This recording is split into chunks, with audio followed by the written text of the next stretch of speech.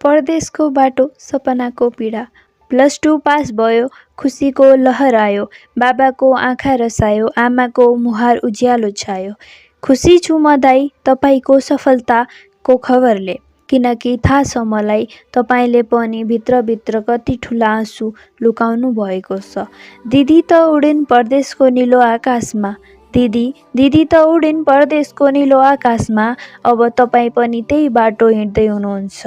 मन डराउँदैछ दाइ, त्यो देश पराए हो, त्यहाँ हाम्रा कोही छैनन्, न त चुलो बढी न त आमा बुबाको मायालु बोली। दाइ दसैँ आउँछ, टिका राख्ने निधार खाली हुनेछ।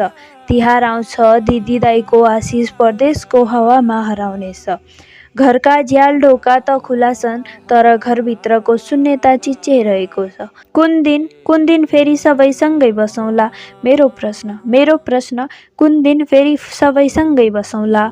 दाइ परदेश सजिलो छैन। त्यहाँ छुट्टी बिना काम हुन्छ, भात बिना निन्द्रा हुन्छ होला, र आश बिना आँसु टिलपिल हुन्छन्। समयसँग कुरा गर्न मिल्दैन, र मनसँग रोपिएका सपना मनमै मर्छन्। कस्तो काम होला, के खान पाइन्छ होला, सुत्न पाइन्छ कि नै, यी प्रश्न मेरा सपनाको भित्रमा रात दिन ठोक्किन्छन्। के साँच्चै सुख पाइन्छ विदेशमा, कि थकाइ नै नयाँ जिन्दगी हो? त्यसको हालत यस्तो भयो कि +2 सकिएपछि बाँच्न घर छोड्नै पर्ने रहेछ, विदेश जानै पर्ने रहेछ। यहाँ हामी पढ्छौँ, तर रोजगारी विदेशमा भेटिन्छ। देशले जवाब दिएन, त्यसैले हामीले बिदाई लेख्नै पर्ने रहेछ। एक दिन लाग्थ्यो सपना भनेको किताबहरूमा हुन्छ। यिनी किताबहरूमा हुन्छ। तर अब बुझ्दैछु, सपना भनेको भिसा र पासवर्डमा पो रहेछ। म पनि सोचिरहेकी छु, सायद तपाईँहरूकै पाइला पछ्याल्छु, किनकि सपनाको गन्तव्य यही बनिरहेको छ, परदेश।